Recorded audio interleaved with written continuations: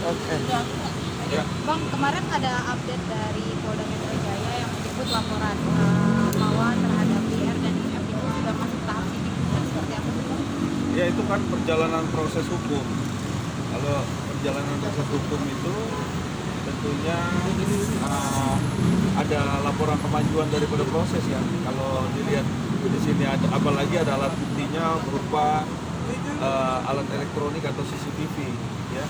Jadi mungkin ya kita menghargai proses hukum, tetap kita mengawal kasus di Polda yang terutama adalah bagaimana kasus ini berjalan sesuai apa adanya ya, sesuai dengan yang kita sama-sama inginkan, yaitu sesuai ya.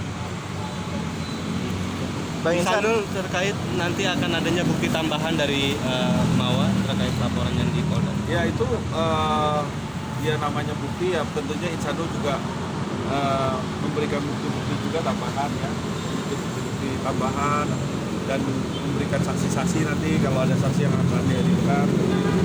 Jadi kita tetap menghargai proses hukum aja sampai dengan nanti karena proses ini kan udah mulai lebih dalam, lebih menguji apakah alat buktinya nanti bisa kita sampaikan.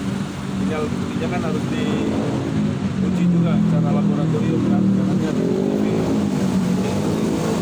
Akan ada panggilan lagi untuk Insanul, Bang, terkait sekarang kan udah naik sidik nih, udah ada panggilan lagi. ya tentunya biasanya kalau setelah diterimanya surat SPDP, surat dimulainya penyidikan, itu pelapor dipanggil lagi ya, dipanggil dimintai keterangan sebagai keterangan BAP namanya, berita acara pidana. Dan kemudian setelah itu baru mungkin ya Insanul atau Inara Rusli yang dipanggil nanti untuk dimintai keterangan BAP ya, pendalaman.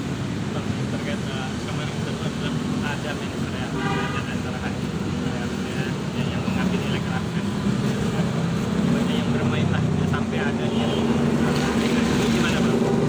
Terkait ini Jadi kasih ke kalau ini illegal access, tentunya proses hukum masih berjalan, ini sudah naik tingkat penyidikan.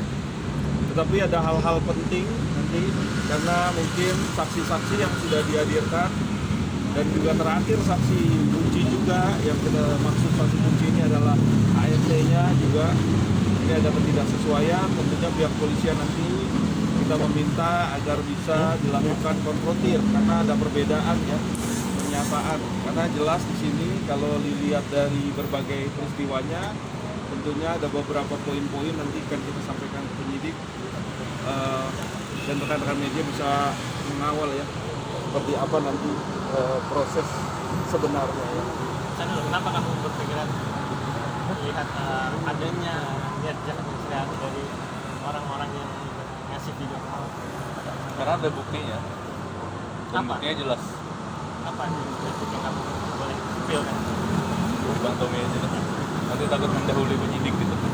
Ya jadi semua tuh merujuk kepada bukti ya. Kalau kita bicara laporan LP pasal illegal access, tentunya illegal access ini bagian pasal yang disangkakan itu adalah mengambil alat elektronik tanpa hak. Tapi di sisi lain kita mempunyai alat bukti lain ya, yaitu berupa satu percakapan yang pertama, yang kedua adalah kita lihat di sini ada